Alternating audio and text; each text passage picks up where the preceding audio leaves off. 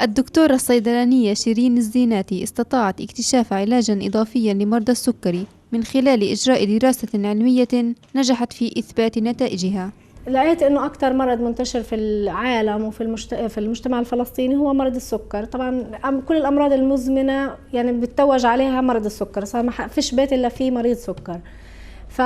ومعاناه مريض السكر انه يعني متى ما تشخص بالسكر بياخذ علاج اللي هو الموجود بالوكاله او بالحكومه اللي هو الجلوكوفاج.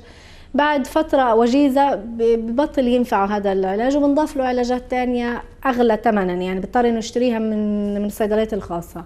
دراسة لجأت إليها الزيناتي في إطار رسالة لاستكمال درجة الماجستير، والتي توصلت من خلالها لأهمية استخدام فيتامين سي وإي كعامل مساعد مع أدوية المرضى الاعتيادية. طالما في علاقة بتربط اللي هم وجود اللي هو الأكسيداتيف ستريس بالسكر، فممكن اللي هو مضادات الأكسدة وأشهرها طبعا وأكثر توفرا في المجتمع اللي هو فيتامين سي وفيتامين إي، أكثرها توفرا وأكثرها رخصا في الثمن.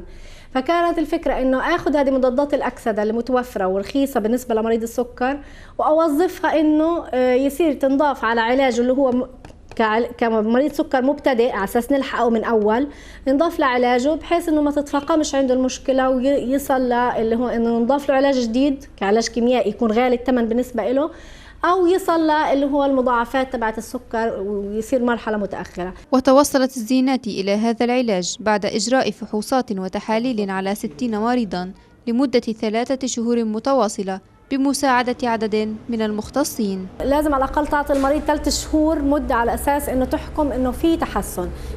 فكانت المدة اللي هي 3 شهور هي المدة اللي كنت لازم إني أعملهم فيها تحليل، يعني بعد 3 شهور لازم أعملهم التحليل مش أقل من هيك، لأنه لو عملت أقل من هيك هبلس ملاش أي فايدة. تمام. كان ممكن الدراسة تستمر أكثر من هيك 6 شهور و9 شهور، بس طبعا قلت لك كان العائق الوحيد اللي هي التكلفة المادية. بس 3 شهور حكمت، كانت هي المدة أقل مدة كافية إنك تحكم إنه في تغير وفي تحسن، وأعطتني الانديكيشن اللي أنا كنت بدي إياه إنه في تحسن وفي تغير ملحوظ، وهي كانت أقل مدة كافية إنه يحصل التغيير.